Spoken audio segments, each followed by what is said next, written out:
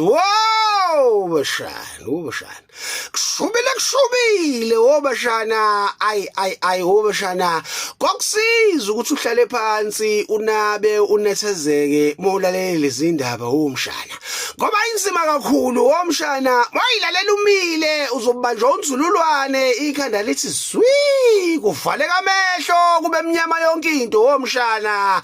Ushayeke phansi ngeqolo kudabuka ithambo lokubhosha kokushubele umshana. Ukomishna wamaphoyisa KwaZulu-Natal wobashana Lieutenant General Nhlanhla Mkhwanazi wobashana nethimba lakhe sebekuthumelile ufakazi wobashana bokuthi kwaphazamiseka ukusebenza komthetho wobashana. Kulindelwe wobashana ukuthi ke manje ukhishwe iwarrant ezogunyaza ukuthi wobashana ushushiswe bese kuyaboshwa. Uminister wamaphoyisa wobashana uSenzo Mchunu kanye nozakwabo wobashana uDeputy National Commissioner wobashana uShadrack Sibiya wobashana.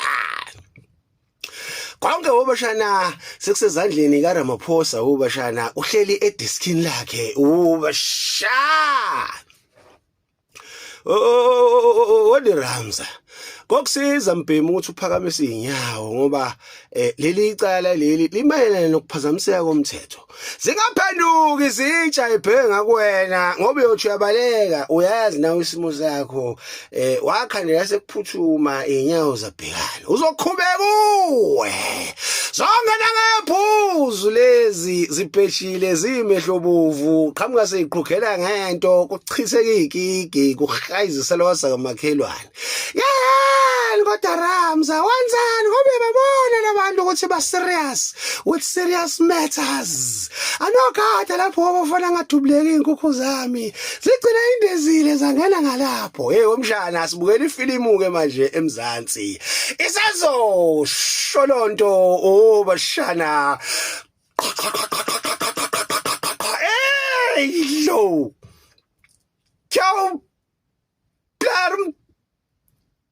Tokas wayishola ingoma ziyakhala.